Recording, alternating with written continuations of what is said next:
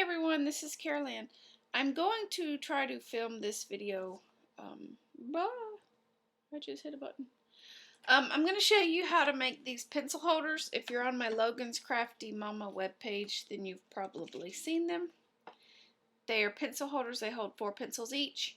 I'm going to show you how I make them. I filmed this using my fancy camera, but for some reason I can't get it to load my video on my iMovie.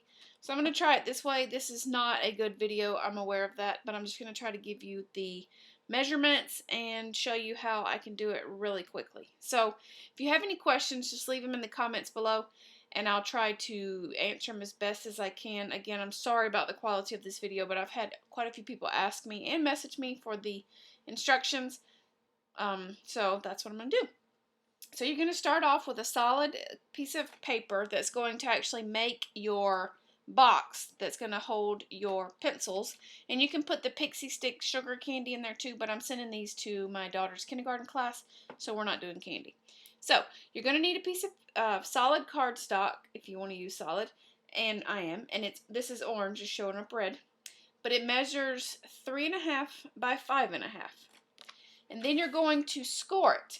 On the 3.5 side, you're going to score at a half. So score it at half, score it 3/4, and then score it 2, and then score it 2 1/4.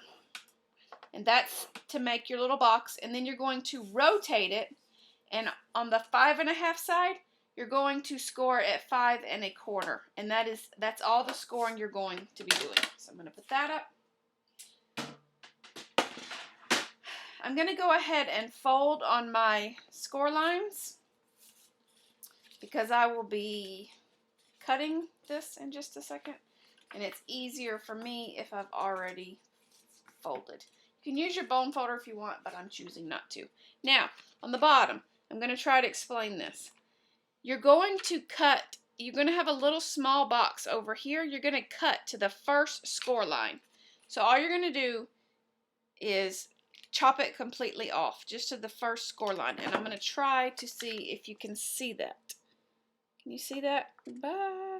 That's to the first score line right there. And then you're going to take your scissors, and on this one that you did at 5 1/4, you're going to cut just to that first little score line on those notches. That's going to make your flap so that you can fold the bottom up. So that's all the cutting you will be doing. Let me see if I can show you that. See, it makes a flap there, and then this little tiny flap here, and then this bigger flap here, and then this little flap, and then you've cut that part off. So what you're going to do is you're going to need 2 pieces of patterned paper, and you're going to need them at 5 1/8 by 1 1/8. You're just going to attach some adhesive on the back. I'm going to use my art glitter glue. It's wet. I love it. This is my favorite. I have found it is my new favorite wet adhesive.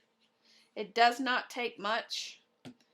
And you're just going to attach those in the 2 big spots. I will show you in just a second. Again, I apologize. Let me see if I can move in a little bit.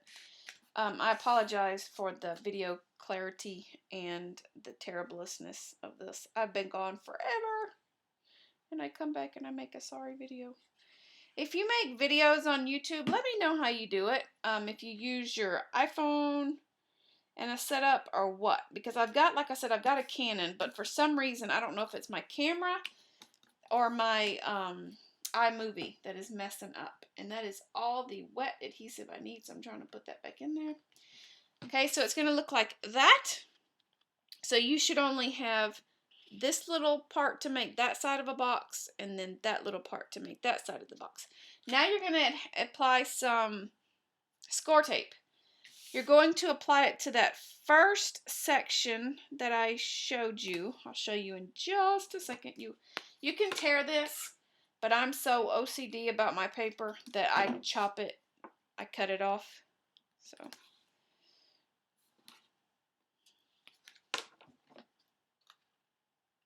just trying to show you how fast this goes. So see, this is to the first score line. See, so when you make your box, you've still got that part that doesn't have, your sides doesn't. So this will be the part that the back connects to. And then on the part that you didn't cut, this one big flap, you're going to apply a piece of score tape to that as well. You can use score tape, you can use ATG tape, you can use whatever kind of adhesive you want. You just want to make sure it holds. Some people may be able to use wet glue. I'm not one of those people. Now, where's my, of course. Now you're going to take it off.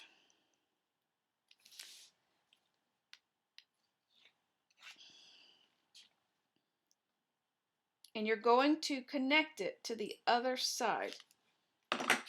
So you're going to take this piece that's got the paper and you're going to just connect it all the way to that side. So it's easier for me to do it like this. And then it kind of, not like that. It kind of looks like a gum wrapper. So see, this is what it looks like if you lay it flat to apply it, but then when you make it into a box, see, it goes into a little box, and then there's your side, there's your back, and there's your side. I'm hoping this makes sense. And then you're just going to flip your bottom up and apply your, tape it to the, do it to the bottom as well. Okay.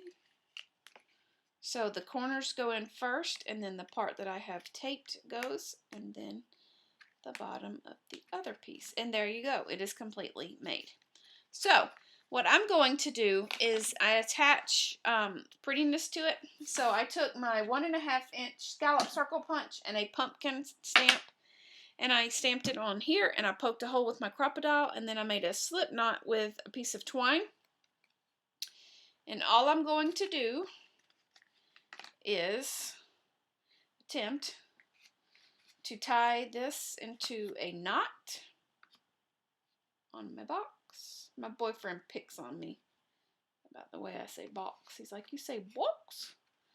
I'm from the South. That's just how I talk.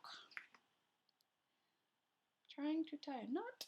Okay, so then you have a knot, and then I'm going to cut the excess off. I know that was a lot of twine that was left over, but I have a ton of twine, so I'm not worried about it.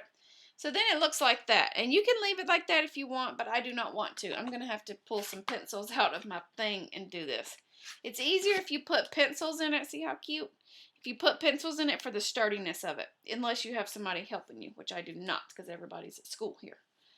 So I'm going to tie this just on top of the piece of twine that I've just tied, so that you can't really see the twine. Of course, you can see the twine on this one. But my son asked me to make him one, so this is going to be Logan's. Because I just made 19 more for Leah's class. So, and then you're just going to double knot it. If you can tie a bow, go for it. I'm not a bow tire, so I'm not tying a bow. And then snip your ends, and there you go. Look how easy that was. So I've made that one. I've done one like this. I've done one like this. I've done one like this. I'm also a Close to My Heart consultant. So this is our new Halloween paper. So I did one like that and some Halloween paper. So yeah, that is how I did it. I hope you guys enjoy it.